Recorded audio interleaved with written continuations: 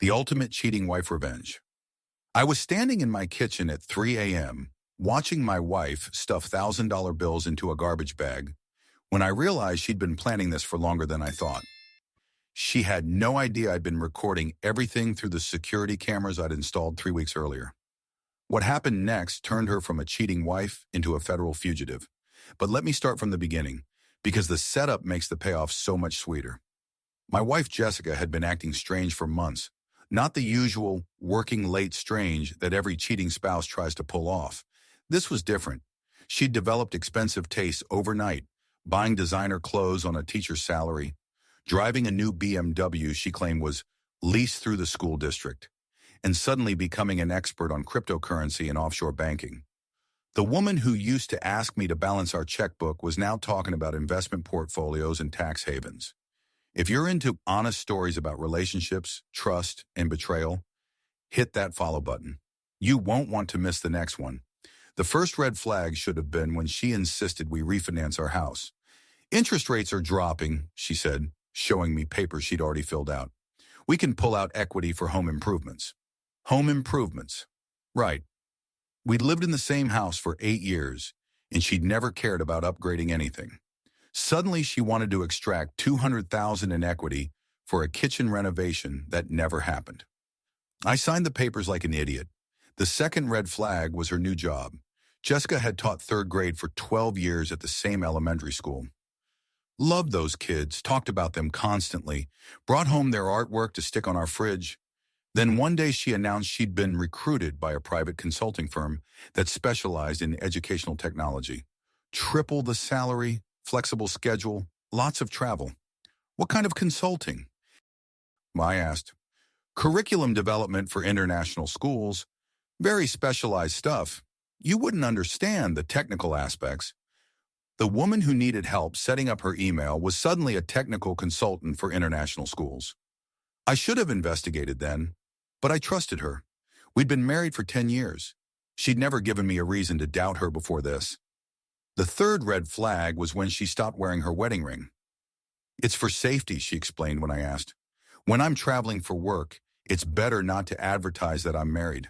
Some countries are dangerous for women. Dangerous countries. She was supposedly traveling to places like Switzerland and Singapore for these consulting gigs. But it was the fourth red flag that made everything click into place. I came home early from work one Thursday to find her on the phone in our bedroom, door closed, speaking in a whisper. When she heard me come upstairs, she quickly ended the call and pretended to be organizing her closet. Who was that? I asked casually. Oh, just work stuff. Boring conference call about curriculum standards. Except I'd heard her say, I love you too, right before she hung up. When I confronted her about it, she didn't deny it. I'm seeing someone, she said, like she was announcing what we were having for dinner. His name is Marcus. He's successful, ambitious, everything you're not. The casual cruelty of it was breathtaking. We're getting divorced, she continued. I've already talked to a lawyer. You can keep the house if you want, but I'm taking half of everything else, including the equity we just pulled out. Half of everything, including the $200,000 she'd convinced me to refinance. Who is he? I asked. Does it matter? He's rich, he treats me well, and he's not content working the same dead-end job for 20 years like you are. That stung because it was partially true. I was an accountant at a mid-sized firm, made decent money, but I wasn't rich. I was comfortable, stable, boring. Apparently boring wasn't enough anymore. I'm moving in with him next month, she said. His penthouse downtown. You'll get the divorce papers soon. She said it all so matter-of-factly, like she'd rehearsed it. Probably had. That night, she went out to celebrate with friends and didn't come home until the next morning. Still wearing the same clothes, hair a mess, not even trying to hide what she'd been doing. I could have confronted her, could have demanded answers, begged her to reconsider, made a scene. Instead, I did something that probably saved my life. I hired a private investigator. Detective Ray Morrison had been recommended by a friend who'd gone through a messy divorce. Ray was in his 50s, looked like someone's uncle, but had a reputation for getting results. I need to know who my wife is really seeing and what she's really doing, I told him. Something doesn't add up about her story. Ray took the case and got to work immediately. Within a week, he had information that turned my world upside down. Marcus wasn't just some rich businessman. He was Marcus Delacroix, a French national with connections to money laundering operations across 3 continents. The consulting firm Jessica worked for was a shell company designed to move dirty money through international education contracts. And Jessica wasn't just having an affair. She was actively participating in a scheme to funnel stolen money through fake consulting contracts, using our house as collateral for loans that would never be repaid. The $200,000 we'd refinanced, already gone, transferred through a series of offshore accounts to fund Marcus's next operation. Your wife isn't just cheating on you, Ray explained during our second meeting. She's committing international fraud, and she's using your identity to do it. Connector. He showed me documents with my forged signature on loan applications I'd never seen. Bank accounts opened in my name at institutions I'd never heard of. Insurance policies on properties I'd never owned. Jessica had been systematically destroying my financial life while building her new one with Marcus. The good news, Ray continued, is that we have enough evidence to clear your name and probably send both of them to federal prison. The bad news is that you need to act fast. From what we can tell, they're planning to disappear soon. That's when I realized the money stuffing I'd witnessed at 3 a.m. wasn't just her taking cash for a weekend getaway. She was preparing to run. I had security cameras installed throughout the house the next day. Professional grade, motion activated, cloud storage. If Jessica was going to incriminate herself, I wanted it all recorded. I didn't have to wait long. 2 nights later, she came home at 2:30 a.m. with 3 large duffel bags. I watched from the bedroom through the app on my phone as she systematically went through our house, taking everything valuable. My grandmother's jewelry, my father's coin collection, even the silverware we'd gotten as wedding gifts. Items that had sentimental value to me, but could be easily converted to cash. But it was what happened next that gave me everything I needed. She made a phone call, speaking loudly enough for the cameras to pick up every word. Marcus, it's done. I've got about $50,000 in cash and jewelry, plus the bearer bonds we stashed here last month. The house will be in foreclosure by the time anyone figures out what happened, and David will be too broke to hire lawyers. Bearer bonds. I had no idea what those were, but they sounded serious. The flight is tomorrow night, right? Good. By the time the FBI figures out the money trail, we'll be in a country that doesn't extradite. FBI, money trail, extradition. My cheating wife wasn't just stealing from me. She was fleeing the country to avoid federal prosecution. The conversation continued for 20 minutes, with Jessica detailing exactly how they'd used my identity to launder money, which accounts still had funds in them, and how they planned to access those funds from overseas. She was essentially confessing to multiple felonies while standing in our kitchen, surrounded by evidence of theft, being recorded in high definition. I couldn't have asked for better evidence if I'd scripted it myself. The next morning, I called Ray and told him what I'd captured. He was impressed. This is better than anything we could have gotten through traditional surveillance. She's basically handed us a federal case on a silver platter. Ray connected me with an FBI agent who specialized in international financial crimes. Agent Sarah Chen was in her 40s, sharp as a razor, and very interested in Marcus Delacroix. We've been tracking his organization for 2 years, she explained. Your wife might be the key to taking down a network that's stolen over $50 million from victims across the United States. $50 million. And I'd thought this was just about a cheating wife. Agent Chen explained the plan.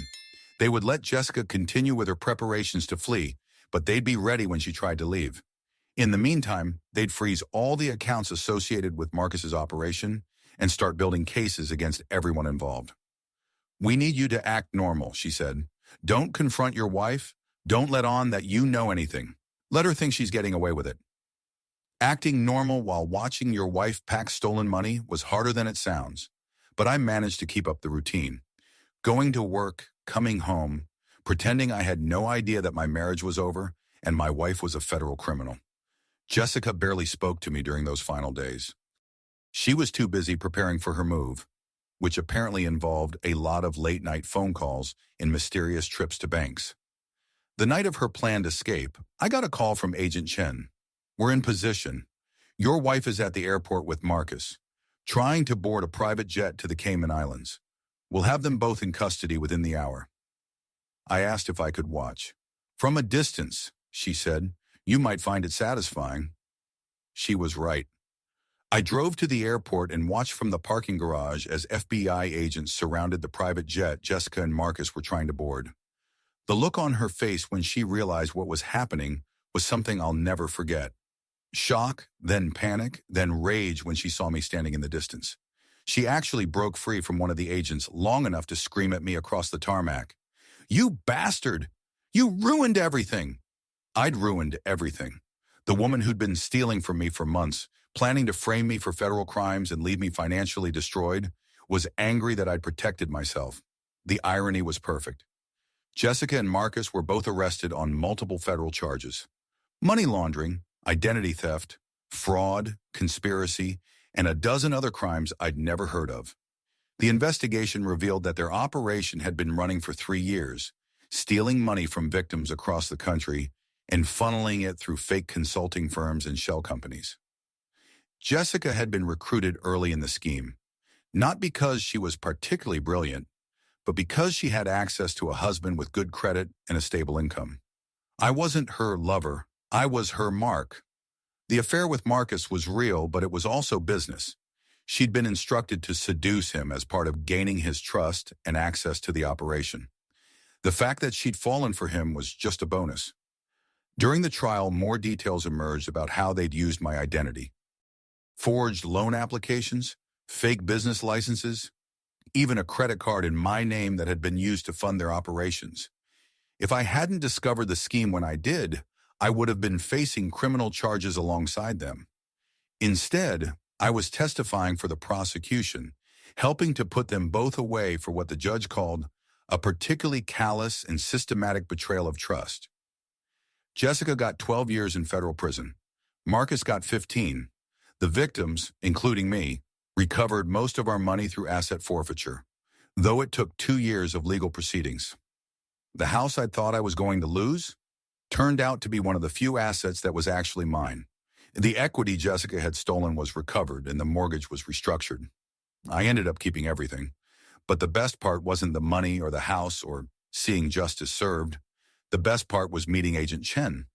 Working with her during the investigation, I'd gotten to know someone who was brilliant, dedicated, and completely honest. Everything Jessica had pretended to be. 6 months after the trial ended, I asked Sarah out for dinner. Not as part of an investigation or a debriefing, but as a man interested in spending time with an incredible woman. She said yes. We dated for a year before I proposed. She said yes to that too. Our wedding was small, simple, and attended by people who actually cared about us. No fake friends, no family members with hidden agendas, no elaborate schemes disguised as love. Just 2 people who'd found each other after learning hard lessons about trust and betrayal. We've been married for 3 years now, and I can honestly say it's the healthiest relationship I've ever had. Sarah knows exactly who I am because she investigated me professionally before we started dating personally. I know exactly who she is because she's incapable of deception. When you've been through what we've both been through, you don't take honesty for granted. Jessica wrote to me from prison last year, a long letter explaining how sorry she was, how Marcus had manipulated her, how she'd never intended for things to go as far as they did. I read it once and threw it away. Not because I was angry, but because it didn't matter anymore. She'd made her choices, faced the consequences, and moved on with her life. I'd done the same. The difference was that my moving on had led to something better. Sarah and I just bought a new house, bigger than the old one, in a better neighborhood, with a security system that would make Fort Knox jealous. Sarah's idea. Once you've been targeted by criminals, she says, you never stop being careful. We're talking about starting a family soon. Sarah wants kids, and the idea of raising children with someone I trust completely is something I never thought I'd have again. Sometimes I wonder what would have happened if I hadn't hired that private investigator. If I'd just accepted Jessica's betrayal and tried to move on without fighting back, I probably would have ended up in federal prison while she and Marcus lived happily on stolen money in some country without extradition laws. Instead, she's in prison, he's in prison, and I'm building a life with someone who chose law enforcement because she believes in justice. Jessica thought she was trading up when she left me for Marcus, a boring accountant for an international criminal mastermind. What she didn't realize was that the boring accountant was smart enough to protect himself, and the criminal mastermind was stupid enough to get caught. The last I heard, Marcus was trying to get his sentence reduced by testifying against other members of his organization. Jessica refused to cooperate and is serving her full sentence. She'll be out in 8 more years. I'll be celebrating my 10th wedding anniversary with Sarah around that time. I hope Jessica has learned something from her experience. I hope she's genuinely sorry for the damage she caused. I hope she finds a way to build an honest life when she gets out. But I don't think about it often. I'm too busy being happy with the life I built after she tried to destroy it. The moral of this story isn't about revenge. It's about the fact that sometimes the worst things that happen to you lead to the best things in your life. Jessica's betrayal taught me to recognize real love when I found it. Her criminal schemes taught me to protect myself and trust my instincts. Her attempt to frame me taught me that fighting back is sometimes the only way to survive. And meeting Sarah taught me that there are still people in the world worth trusting completely. Not bad lessons to learn from what started as a simple case of adultery. 3 years ago, I was married to a woman who was stealing my identity to fund her escape with another man. Today, I'm married to a woman who spent her career protecting people like me from people like Jessica. The upgrade was worth every moment of pain it took to get here. Jessica wanted me to be her backup plan while she built a criminal empire with Marcus. Instead, she handed me everything I needed to destroy that empire and build something better with someone who actually deserved it. Sometimes karma doesn't just catch up with people. Sometimes it comes with handcuffs, federal charges, and a 12-year prison sentence. And sometimes it comes with a second chance at love with someone who'll never break your trust because their job is literally to catch people who break trust for a living. I wouldn't change a thing about how it all worked out, except maybe I would have installed those security cameras sooner. Thanks for sticking with this story to the end. If you enjoyed watching a cheating wife get exactly what she deserved, hit that follow button. Next week, I'm sharing the story of a man who discovered his business partner had been embezzling money to fund his gambling addiction. The revenge he got was absolutely brutal. See you in the comments, and remember, sometimes the people closest to you are the ones you need to protect yourself from the most.